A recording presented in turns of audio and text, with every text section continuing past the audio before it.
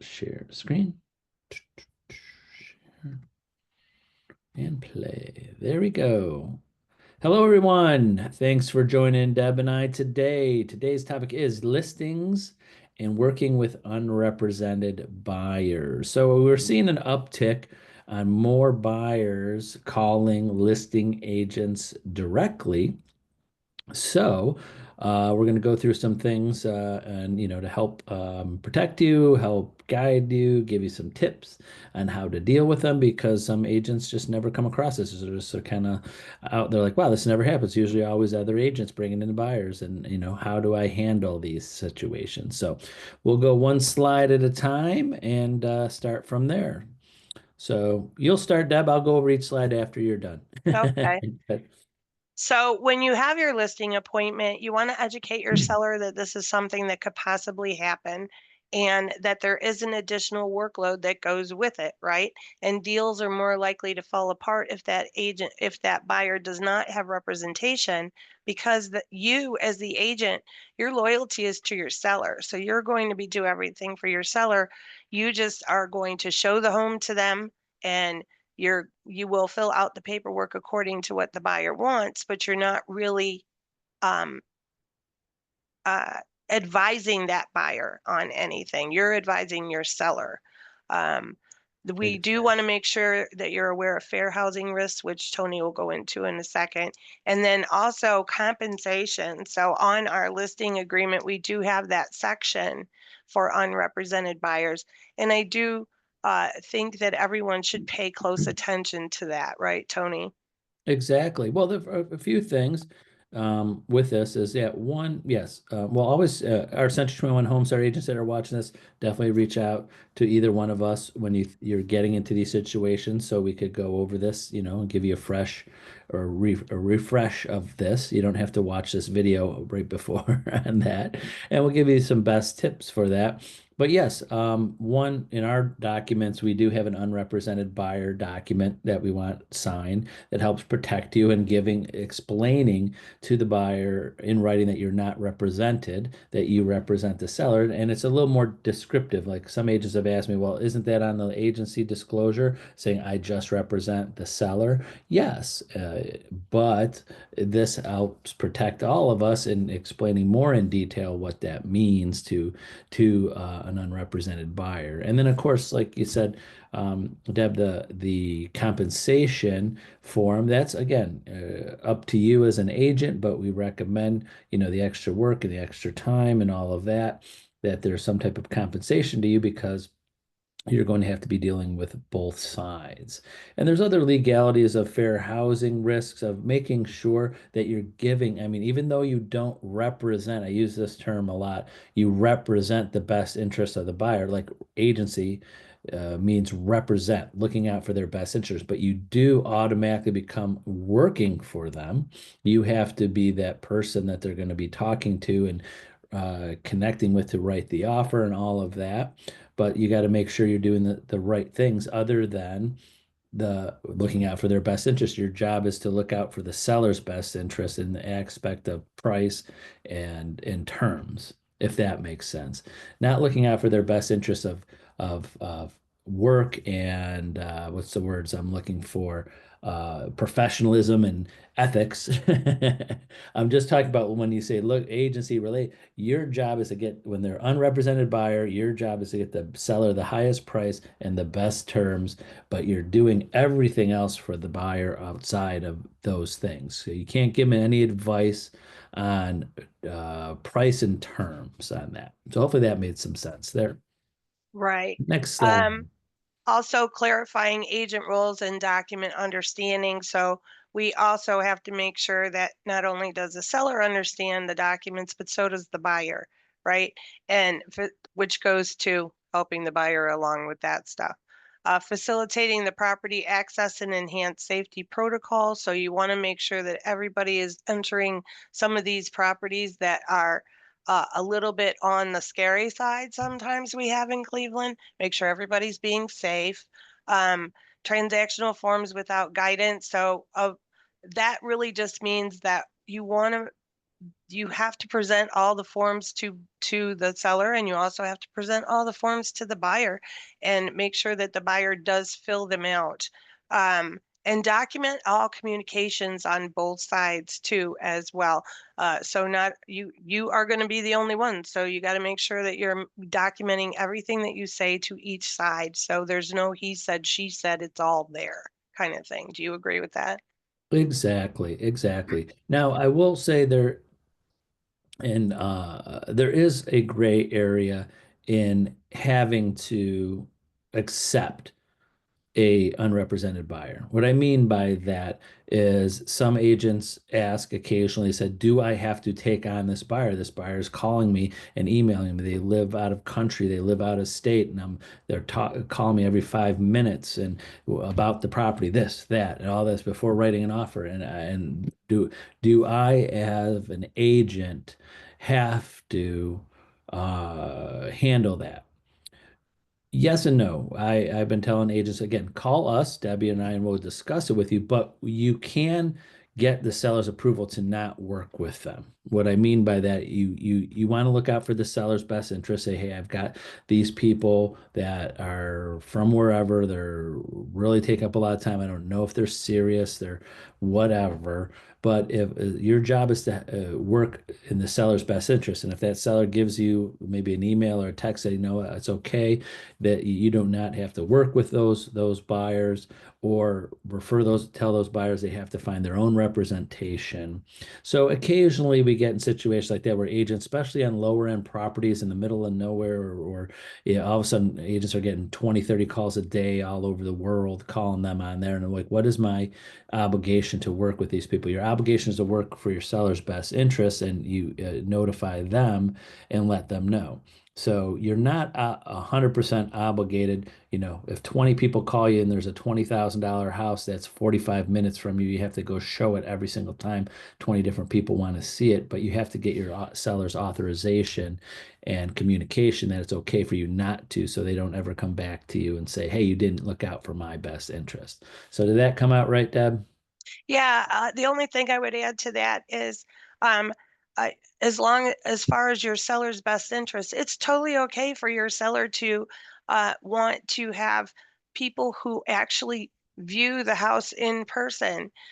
So if that is their way of not wanting to have people who don't live in Ohio, wherever they are, come and put an offer in on the house, they can say that they would be happy to accept an offer from anyone who has viewed the home in person and walk through it, because that's where a lot of things end up getting misconstrued in deals, is where the buyer has not actually walked through the property, the agent has, and then they try and change the terms after they've submitted the offer for their benefit when they never even really saw the property to begin with. Exactly. A lot of red flags when people call and they don't have an agent unless they're buying for themselves, especially so-called investors on that. But yes, not viewing the property is or someone out of town or out of country is not a protected class in fair housing. Perfect point. There you go. Also, not a protected class is showing that they financially can uh, buy the house. So someone says, if seller says, I'm only going to show house to people that are pre-approved. Sometimes that happens with more upper end houses, and anybody who wants to see the house gets to see the house. That's not, again, it's not a fair housing thing that you just want to make sure they're approved to buy the house financially before they come see the house. So there's different things like that we could work through, on that. So it's very situational with that. Yeah. Next. We kind of went through a couple of these, the risk of liability, time and effort. Like Tony said, 20 minutes away or 40 minutes away, things like that. You want to watch those. And fair housing, he already covered. So we actually covered those challenges on this particular slide already. Exactly. Yep. No, but it's all case by case. And again, we see a lot of agents that spend a lot of time with people because it's so easy for them to text and call. And again, I like what Debbie said is people, I really like when people see the property. Two things. 100% I feel it protects, with all my experience, protects the seller more. They can never say someone else told them or showed them or didn't take a picture or didn't show them something. They're coming in after closing, worse, or just before closing to finally see the property. And two, protects the agent. Especially if you have an unrepresented buyer that's doing this, they can, come back after you because they felt that they were going by your recommendation or what you were saying or pictures you were sending them and you didn't tell them something. So there's a higher level of probability of liability to the agent and the seller when you have an unrepresented buyer, and also especially if they're not viewing the property and having their own inspections on that. Yep. So again, just jumping into that, I 100% push as much as possible, unrepresented buyers having their own inspection, and I would tell our sellers to require a buyer. Again, can't force them to do that. I mean, the seller to do that, but I would said because they don't have an agent protecting them or looking after them and promoting having an inspection, I really think they should. It could only protect you, so they can't come back and say someone or their agent or the seller didn't tell them about something. Yep. Make sure you have transparency where transparency is apparent. Of course, you have to keep your seller stuff private, but anything that that unrepresented buyer tells you, you're allowed to tell the seller, and it says so on our document. So you're covered there. Make sure you have all the documentation from either side in your files. Be very ethical. Of course, we all know that all of our agents have to follow our ethics, and this is a big one, especially uh, these are types of situations where there are claims or lawsuits. So make sure you're doing everything right. And like I said, document with text messages, emails, phone calls are Exactly. okay, but always follow up with a text and an email, especially if you're talking about something that could potentially be a problem because you want to cover yourself and your seller. Exactly. I really would, as much as possible, but with not too much, is by text and email. So you have no every single conversation is documented. And again, but also limit that conversation. You don't have to write, a novel on every Yeah, email, but you're not supposed to be representing the buyer. You're supposed to be bare bones minimum. yeah, Review the contract, talk to an attorney or legal advice if you need advice on the contract. Here are the terms, here are the dates, and be very, transparent with just dates, times, facts, And what was I going to say? Oh, I forgot what I was going to say, but I think that was it. All right. All right, next. Memorial Day is coming up on May 26th. This is something that you can post out on your social. Um, I gave you this little thing right here. You can make these things through your Moxie Impress. You can also have things that are pre-made already in Express Docs. Or no, I'm sorry, Brand Studio. So all you Century 21 Homestar agents, there's a lot of this stuff that's already made for you that you can just use. Excuse me. All right. Um, to Yeah, post out on your social, and make sure that when you do this, that you have your brand there so they know how to contact you and everything. yeah, and again, take advantage of the holidays. That's it. I mean, it's as easy or simple as that. Take advantage of the holidays, reach out to your database, your social media. That's, when agents say, I don't know what to post. I mean, gosh, how many holidays are there? Yeah, Major holidays. There's basically a holiday every day. So. yeah. All right, so we got some free CE coming up. Anybody, any Century 21 Homestar agent or any agent that has my phone number, we have just a couple seats left. Technically, we only have 75 seats for our class, and we have 70 say they're coming. Not everybody shows up. So Mm-hmm. there's a little, I know there's a little cushion there, but if 40 agents called me today and said, "Oh, I want to come to the class." We're not going to do that. So just reach out to me directly. I'll put you on the list for our live class on Friday. So, Yeah, yeah. should be a good time. Yeah. Well, good. And I think that's it for that. Let me stop Yep. sharing.